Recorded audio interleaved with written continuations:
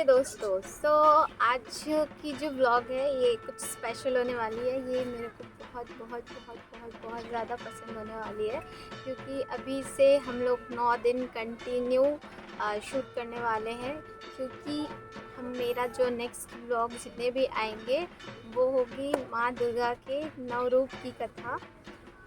इसमें मैं माँ दुर्गा के हमारे जो 9 रूप हैं उसके बारे में बात करूँगी और उनसे जुड़ी थोड़ी बहुत कुछ लुक, मतलब उनकी जैसे तो मैं बन नहीं सकती, तो उनका थोड़ा सा एक लुक क्रिएट करूँगी, जिसके साथ मैं वीडियोस भी बनाऊँगी और मेरे इंस्टाग्राम के अकाउंट में वीडियोस वगैरह पोस्ट भी करने वाले हैं। यहाँ पे भी कुछ क्लिप्स आएंगे, तो प्लीज़ आप मेरे साथ बने रहिएगा। आगे चल के हम यहाँ पे बहुत सारे जितने भी मेरे शूट्स के जो भी छोटे छोटे क्लिप होंगे वो सारी मैं यहाँ पे ऐड करूँगी। और इसके साथ ही में हम बात भी करेंगे कि माँ की 9 रूप क्या क्या है, उनके अलग अलग इसमें बात करेंगे कि कौन से रूप में उनकी क्या स्पेशलिटी है, या उनकी उस रूप की क्या महिमा है, जिसके बारे में हम बात करेंगे। तो उसी के साथ में ये ब्लॉग हम शुरू करते हैं। जय श्री गणेश, हे महादेव, सहायता करिएगा। माँ का रूप करने जा रहे हैं, आज्ञा तो लेना पड़ता है। हे माँ, सब मंगलमय हो, आप लोगों को अच्छा लगे। जी दोस्तों, आज हम जब बात कर रहे हैं माँ दुर्गा के प्रथम रूप की, माँ दुर्गा की प्रथम रूप जो है वो है माता शैलपुत्री। ओम शैलपुत्री नमः। जी देखिए, मुझे स्नोक आती नहीं है, बस मेरे दिल से जो आया मैंने बस माँ को बस नमः किया। और माता है तो ओम तो होगा ही। तो माता शैलपुत्री यानी कि हिमालय राज, हमारे जो थे हिमालय राज के पुत्री, हिमावन की पुत्री। शैलपुत्री में उनका जन्म इसीलिए हुआ था क्योंकि इसके पहले माता का जन्म हो चुका था माता सती के रूप में।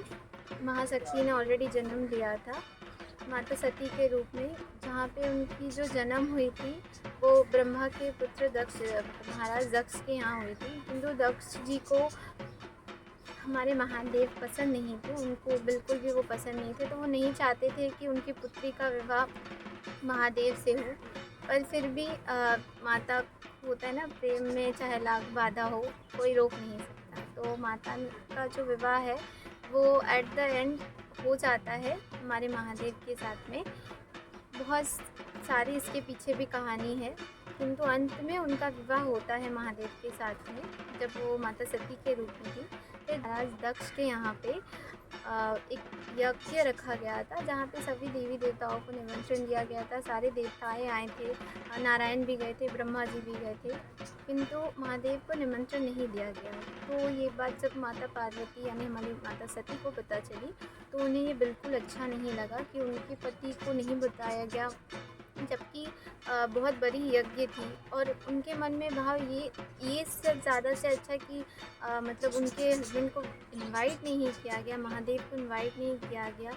इससे बुरी उनको ये बात लगी थी कि जब महादेव, विष्णु जी और ब्रह्मा जी, त्रिदेव तीनों एक ही हैं, जब किसी भी बड़े यज्ञ में अगर जब उनका कोई भी यज्ञ होता है बड़ा, तो वहाँ पे तीनों का ही योगदान बहुत ज़्यादा बड़ा होता है। और जब इतने बड़े यज्ञ में जब महादेव को निमंत्रण नहीं भेजा गया था, ये बात उनको बहुत बुरी लगी। और साथ में ये भी बुरा लगा कि हाँ, वो उनके पिता हैं और वो उनकी पुत्री है, तो उनको निमंत्रण देना चाहिए था।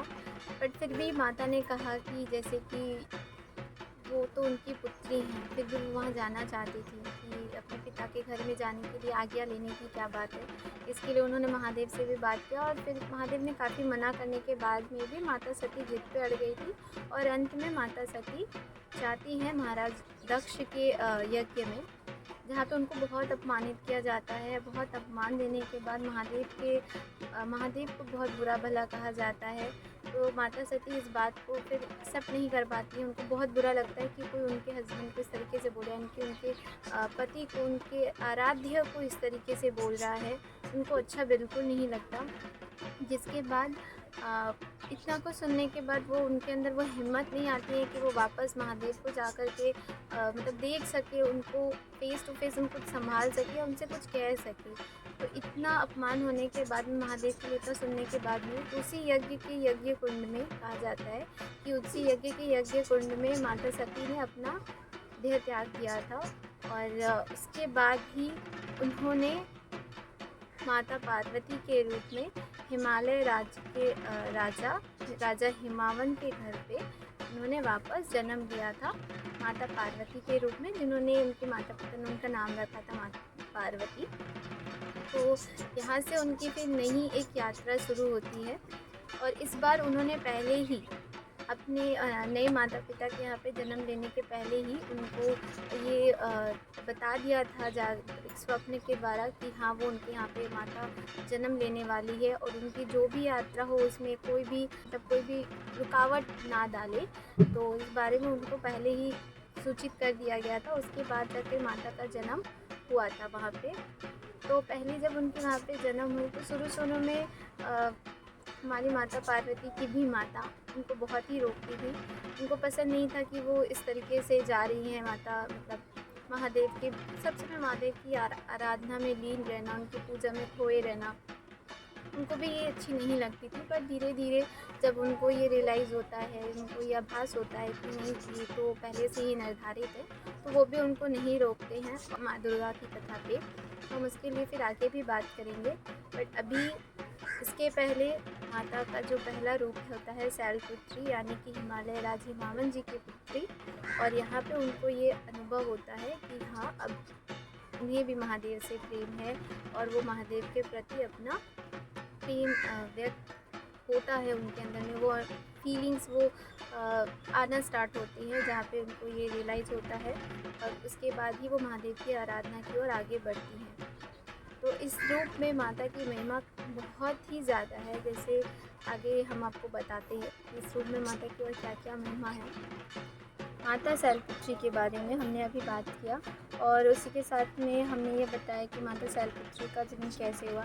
तो चलिए अभी हम रेडी होने चलते हैं, और माता के एक स्वरूप तो नहीं कह सकती, उनके रूप मात्र का तो लेने का मेरे अंदर सामर्थ्य नहीं है। हाँ, उनका एक झलक क्रिएट करते हैं साथ ही में। तो चलिए शुरू करते हैं।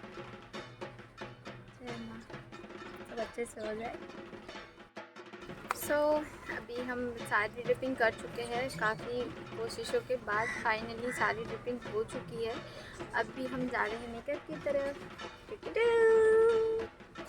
तो मेकअप की आधा सामग्री तो अभी हम लोगों ने निकाल लिया है। कुछ चीज़ें बाकी है, सब मेरे आसपास में ही है, तो अभी सब पहले निकाल लेते हैं, फिर मेकअप स्टार्ट करेंगे। अभी हम स्टार्ट करें हमारा मेकअप। तो सबसे पहले हम क्लीन कर लेंगे अपने फेस को, उसके बाद हम धीरे धीरे फिर जाके सारे फॉलो अप करेंगे ना, सारा स्टेप्स होते हैं मेकअप का। ऐसे हम कुछ खास मेकअप नहीं करने वाले, क्योंकि आगे के टाइम पे तो हमारी माता, जैसे कि हम अभी बात कर रहे हैं माता शैलपुत्री के स्वरूप के बारे में। अभी जैसे हमने बताया कि कैसे माँ पार्वती शैलपुत्री के रूप में जानी जाती है, कैसे माता शैलपुत्री का उद्गम हुआ, कैसे माँ दुर्गा के प्रथम रूप को शैलपुत्री कहा जाता है। पर हम आपको ये भी बताना चाहेंगे दोस्तों कि अगर आप माता शैलपुत्री के स्वरूप का ध्यान करते हैं तो इससे आपके मन में एक सरलता, सादगी और प्रेम का जागरण होता है। ये इस प्रकार है जैसे कि माता के हाथ में उनके बाएं हाथ में कमल होती है, जो कि इस गुणों को दर्शाती है, सरलता, सादगी और प्रेम को। और उनके दाहिने हाथ में त्रिशूल होता है, जो कि हमारे अंदर की दैविक और दैहिक और भौतिक जो बुराइयां होती है या जो क्षमता होती है, वो उनको दूर करने में हमें प्रेरणा देती है। और सबसे पहले बात, हम माता शैलपुत्री की जो वाहन है वो वृषभ में सवार होती हैं। तो वृषभ का जो एक धर्म है, वृषभ धर्म इसका प्रतीक होता है, जो हमें कर्तव्य पथ पर ना निरंतर आगे बढ़ने के लिए मतलब प्रेरित करता है। तो माता शैलपुत्री से हमें ये सीखने को मिलता है कि हमें भी हमारे जीवन में सरलता, सादगी और प्रेम को जागर करना चाहिए। किसी भी हमारे दैहिक हो या दैविक हो, भौतिक हो, कोई भी अगर हमारे अंदर बुराइयां हैं तो उसको हमें दूर करके अपने से उसको दूर करना चाहिए, दूर करके अपने आप को एक सरल जीवन के और तौर पे आगे की ओर बढ़ाना चाहिए। दोस्तों, हमने भी बात की है माता शैलपुत्री के स्वरूप के बारे में, उनकी महिमा के बारे में। तो प्लीज़ आप वीडियो में आगे बने रहिए। आपको जो मैंने माता का एक छोटा सा रूप लिया है, मतलब रूप लिया नहीं है, उनका एक छोटा सा लुक जो क्रिएट किया है, आई होप प्लीज़ आप वो देखिए, आपको वो अच्छा लगे। अगर आपको अच्छा लगता है तो प्लीज़ इसके बारे में आप बात करिएगा। तो बने रहिए वीडियो में आगे।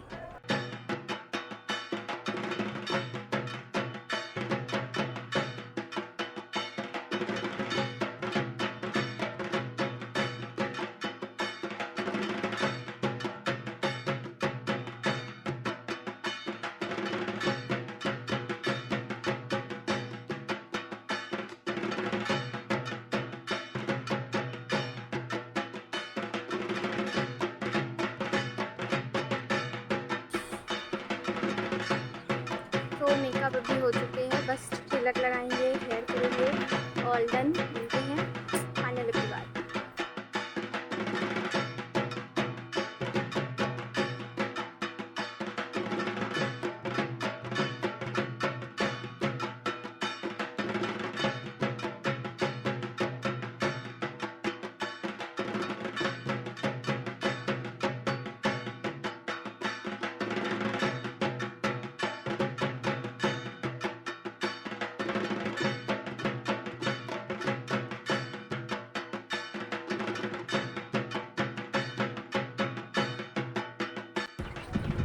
सो फ्रेंड्स, मैंने माता शैलपुत्री का रूप भी ले लिया है। मैंने मेकअप हो गया मेरा पूरा। मैं दे नहीं पाई क्लिप वहाँ पे, लेकिन मैंने शूट कर लिया है।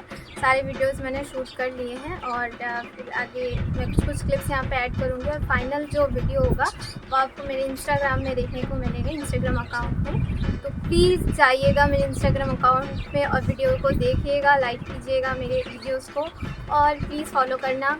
अगर वीडियो अच्छा लगे ये वीडियो भी तो इसमें लाइक, शेयर और सब्सक्राइब ज़रूर करना। फिर हम लोग मिलते हैं कल आपको नए वीडियो के साथ में, और तब तक के लिए बाय बाय। खुश रहो, हर मनोकामना पूरी हुआ।